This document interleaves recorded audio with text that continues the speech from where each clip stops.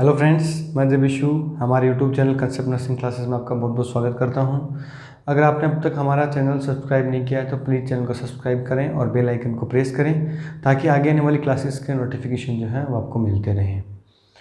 आज की क्लास में वो फिर डिस्कस करेंगे कुछ कॉम्पिटिटिव एग्जाम के रिपीटेटिव क्वेश्चंस के बारे में। क्वेश्चन सेशन स्टार्ट करने से पहले बताना चाहूँगा, लास्ट दो वीडियोस के अंदर जो दो क्वेश्चन थे, काफ़ी बच्चों का डाउट था। डाउट क्लियर किए देता हूँ। थोड़ी सी मिस्टेक थी उन क्वेश्चंस के आंसर में। क्वेश्चन था कि AIDS national aid control programme जो है वो कब लॉन्च किया गया। वीडियोज़ के अंदर आंसर बताया गया था 1991, बल्कि उसका राइट आंसर होगा 1987। जनरली 1992 के अंदर जो लॉन्च हुआ था वो नेशनल एड्स कंट्रोल ऑर्गेनाइजेशन जो था उसका स्टार्टअप जो था वो 1992 में हुआ था, बल्कि 1987 में जो है वो नेशनल कंट्रोल प्रोग्राम जो है वो स्टार्ट किया गया था। बल्कि नेशनल कंट्रोल प्रोग्राम जो है वो उपयोग में लाया गया था 1992 के अंदर। उसका स्टार्टअप का फर्स्ट फेज़ जो था वो 1992 में था। तो उस क्वेश्चन का राइट आंसर होगा 1987। सेकेंड वन क्वेश्चन था कि एम्फाइसीमा के अंदर कौन सी पोजीशन देते हैं। एम्फाइसीमा के अंदर सेमी फॉरवर्ड पोजीशन बताया गया था, बट प्रायोरिटी के बेसिस के ऊपर उसका राइट आंसर भी ऑर्थोपनिक पोजीशन होगा। जनरली एम्फाइसीमा या सीओपीडी वाले केसेस के अंदर ऑर्थोपनिक पोजीशन पेशेंट को देते हैं, और सेकेंड प्रायोरिटी जो होती है वो होती है सेमी फाउलर पोजीशन। तो ये दो क्वेश्चन थे जो आप करेक्ट कर लीजिएगा। थोड़ी सी मिस्टेक जो है हुई इन क्वेश्चंस में। तो चलिए बात करते हैं अपन आज के क्वेश्चन सेशन की। बात करते हैं आज के क्वेश्चन सेशन का फर्स्ट क्वेश्चन। पहला क्वेश्चन है, the agent which used to disinfect the bed linen of HIV positive patient.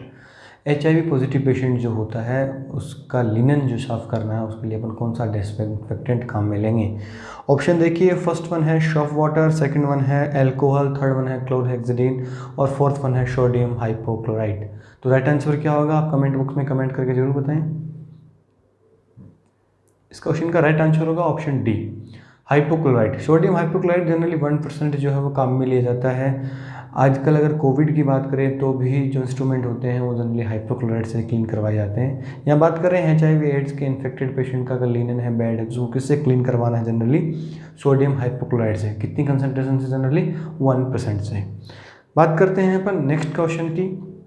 The drug of choice for methicillin resistance staphylococcus aureus यानी MRSA यानी MRSA के अंदर ड्रग ऑफ चॉइस क्या है। इसका राइट आंसर क्या होगा। ऑप्शन देखिए, first one clindamycin, second one erythromycin, fourth one gentamicin, fourth one vancomycin. इसका राइट आंसर क्या होगा कमेंट करके आप बताएं। इसका राइट आंसर होगा ऑप्शन डी, वेंकोमाइसिन। जनरली जब भी स्टेफाइलोकोकस ऑरियस का इन्फेक्शन होता है तो सबसे पहले मेथिसिलिन ड्रग जो है वो पेशेंट को दी जाती है as a drug of choice. अगर वो बैक्टीरिया स्टेफाइलोकोकस का बैक्टीरिया रेजिस्ट हो जाए मेथिसिलिन को लेके कि मेथिसिलिन उस पर काम नहीं कर रहा, डिसऑर्डर को बोलते हैं अपन मेथिसिलिन रेजिस्टेंट स्टेफाइलोकोकस ऑरियस या MRSA। तो MRSA के अंदर ड्रग ऑफ चॉइस होती है वेंकोमाइसिन। कुछ पेशेंट ऐसे भी होते हैं जिनके अंदर बैक्टीरिया जो है वो रेजिस्ट हो जाता है वेंकोमाइसिन को लेके भी, और उस पर्टिकुलर डिसऑर्डर को नाम दिया था वेंकोमाइसिन रेजिस्टेंट स्टेफाइलोकोकस ऑरियस या VRSA। और उस केस के अंदर ड्रग ऑफ चॉइस जो होती है वो होती है लेनाजोलिड। तो ये क्वेश्चन जो है अलग अलग टाइप से बन सकता है कि फर्स्ट ड्रग पूछ सकते हैं या MRSA के अंदर या VRSA के अंदर। तो अलग अलग ड्रग है जो अपने को याद रखनी। इस क्वेश्चन का राइट आंसर होगा ऑप्शन डी, वेंकोमाइसिन। चलिए बात करते हैं पर नेक्स्ट वन क्वेश्चन की। नेक्स्ट वन क्वेश्चन है, while taking the temperature from rectal route in children thermometer should be inserted about. अगर एक चिल्ड्रन है उसके अंदर रेक्टल रूट से थर्मामीटर लेना है तो थर्मामीटर को अपन जनरली कितना इंसर्ट करवाएंगे, ये कहाँ तक इंसर्ट करवा सकते हैं। ऑप्शन देखिए, 0.5 inch, 1 inch, 1.5 inch, 2 inch. Right answer क्या होगा आप कमेंट बॉक्स में कमेंट करके बताएं। इसका राइट आंसर होगा option B, 1 inch. Generally rectal route से कैथेटर को 1 इंच तक इंसर्ट करवाया जाता है in case of children. Generally childrens या होते हैं इन्फेंट जो होते हैं बिलो 3 ईयर, उनके अंदर काम में भी नहीं लेते हैं क्योंकि रेक्टल रूट से एनल स्फिंक्टर डैमेज होने के चांसेस जो हैं बढ़ जाते थे। न्यू बोर्न के अंदर या इन्फेंट के अंदर रेक्टल रूट से टेम्परेचर बहुत रेयर चांस में लिया जाता है, बल्कि अगर लिया जाए तो अपन बात करें कि कितना इंसर्ट करवाएंगे तो राइट आंसर क्या होगा 1 इंच। बात करते हैं next one question number 4, which type of insulin can never mixed with another. किस टाइप का इंसुलिन कभी दूसरे के साथ मिक्सअप करके किसी पेशेंट को इंजेक्ट नहीं करवाया जाता। ऑप्शन देखिए, option A regular, option B long acting, option C intermediate और option D rapid acting. Right answer क्या होगा? इसका राइट आंसर होगा option B, long acting. Long acting insulin जो है, जो ग्लेरेजिन वगैरह हैं, ये कभी भी दूसरे टाइप के इंसुलिन के साथ जो है वो मैच नहीं किए जाते हैं, वापस में मिक्सअप करके किसी पेशेंट को इंजेक्ट नहीं करवाया जाता है। बात करते हैं अपन नेक्स्ट वन क्वेश्चन की, क्वेश्चन नंबर 5 की। 5th क्वेश्चन है, what room temperature should be maintained during the period of phototherapy. Phototherapy के दौरान नॉर्मली रूम का टेम्परेचर जो है कितना होना चाहिए? ऑप्शन देखिए, ऑप्शन फर्स्ट है 24 to 26 degree centigrade, 26 to 28 degree centigrade, 28 to 30 degree centigrade, 30 to 32 degree centigrade. तो राइट आंसर क्या होगा? आप कमेंट बॉक्स में कमेंट करके बताएं। इस क्वेश्चन का राइट आंसर होगा option A, 24 to 26 degree centigrade. Generally जो रूम टेम्परेचर होता है उसी के ऊपर फोटोथेरेपी जो है वो दी जाती है बच्चे को। इसका राइट आंसर होगा option A, 24 to 26 degree centigrade. ये क्वेश्चन भी काफ़ी बार एग्जाम्स में पूछा गया है, अभी BHU के एग्जाम रिसेंटली थे उसमें भी पूछा गया था। बात करते हैं पर नेक्स्ट वन क्वेश्चन की। Hardness of water can be removed by which of the following chemical reagent. यानी फॉलोइंग में से कौन से केमिकल रिएजेंट से अपन वाटर की हार्डनेस जो है वो रिमूव कर सकते हैं? ऑप्शन देखिए आप, sulphate dioxide, copper sulphate, option C sodium carbonate, option D magnesium carbonate. Right answer क्या होगा? आप कमेंट बॉक्स में कमेंट करके बताएं। इसका राइट आंसर होगा option C, sodium carbonate. Sodium carbonate के थ्रू अपन जो वाटर की हार्डनेस है या वाटर के अंदर जो भी कुछ मिक्सअप मिला हुआ है जो बॉडी के लिए गलत है, उनको अपन किससे क्लीन कर सकते हैं? केमिकल रिएजेंट सोडियम कार्बोनेट से। चलिए बात करते हैं नेक्स्ट क्वेश्चन की। नेक्स्ट क्वेश्चन है, the continuous circulatory for the factor that cause occurrence and distribution of the disease is known as. Means किसी भी डिजीज़ का अकरेंस हो रखा है या किसी भी डिजीज़ का जो है वो डिस्ट्रीब्यूशन हो रखा है कम्युनिटी या सोसाइटी के अंदर, तो फॉलोइंग में से कौन सा फैक्टर के द्वारा अपन उसका ऑब्जर्वेशन करते हैं, उस पर्टिकुलर फैक्टर को क्या नाम दिया गया? ऑप्शन देखिए, मॉनिटरिंग, स्क्रीनिंग, सी सर्विलेंस और डी इरेडिकेशन। राइट आंसर क्या होगा? राइट आंसर होगा ऑप्शन सी, सर्वेलेंस। सर्वेलेंस करना है, सर्वे करना है एक तरीके से कि कहाँ कहाँ डिजीज़ फैली है, कितने आदमी जो हैं उस पर्टिकुलर ज्योग्राफिकल एरिया के अंदर उस पर्टिकुलर डिजीज़ कंडीशन से अफेक्ट हुए हैं, किन किन को ट्रीटमेंट जो वो मिला है या क्या ट्रीटमेंट उनको देना है, क्या प्रिवेंटिव मेजर उनको देने हैं। तो ये सारे के सारे किसके अंदर होते हैं? सर्विलेंस के अंदर। बल्कि स्क्रीनिंग के अंदर तो डायग्नोसिस किया जाता है। इरेडिकेशन का मीन होता है डिजीज़ को कम्प्लीटली उस जियोग्राफिकल एरिया से क्या कर देना? रिमूव कर देना। मॉनिटरिंग का मीन्स होता है कंटिन्यूसली उनके ऊपर ऑब्जर्वेशन करना। इसका राइट आंसर होगा ऑप्शन सी, सर्वेलेंस। बात करते हैं फिर नेक्स्ट क्वेश्चन की। नेक्स्ट वन क्वेश्चन है, LMP is 12 October 2018 and what will be the expected date of delivery. Means LMP जो है लास्ट मेंस्ट्रुअल पीरियड की जो डेट है वो क्या थी? 12 अक्टूबर 2018। तो EDD क्या होगी? एक्सपेक्टेड डेट ऑफ डिलीवरी क्या होगा? ऑप्शन देखिए, 12 जून 2019, 12 जुलाई 2019, 19 जून 2019, 19 जुलाई 2019। राइट आंसर क्या होगा?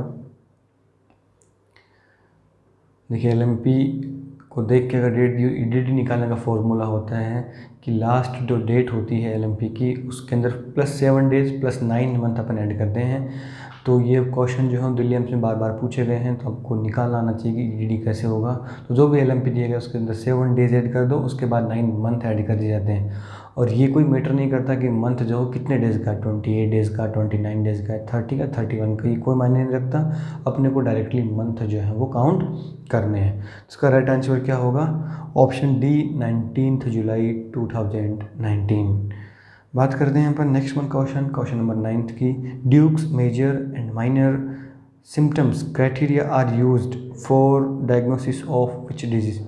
ड्यूक्स के मेजर और माइनर क्राइटेरिया कौन से डिजीज़ को डायग्नोज करने के लिए काम में लिए जाते हैं? ऑप्शन देखिए, rheumatic heart disease, option B infective endocarditis, option C meningitis, option D Alzheimer's disease.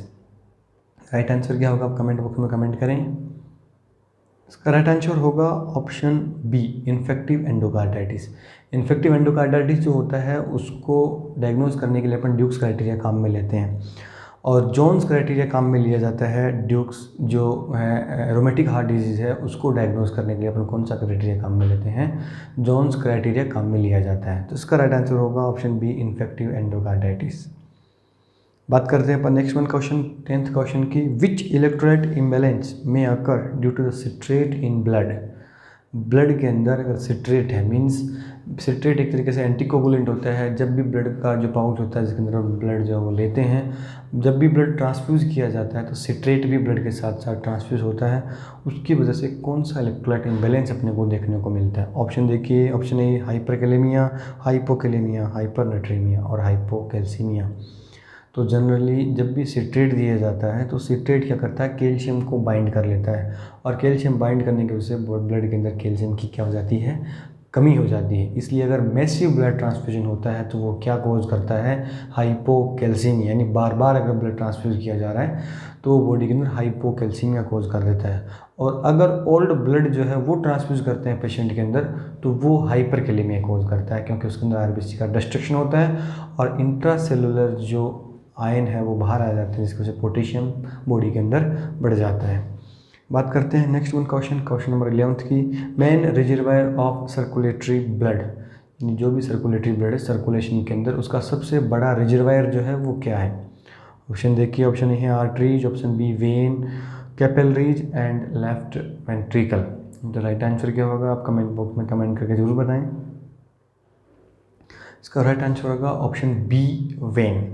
बहुत से लोग कंफ्यूज रहते हैं, बल्कि बॉडी के अंदर सर्कुलेशन के अंदर जितना भी ब्लड रहता है सबसे ज़्यादा मैक्सिमम अमाउंट के अंदर ब्लड जो वो कहाँ रहता है, वेन के अंदर।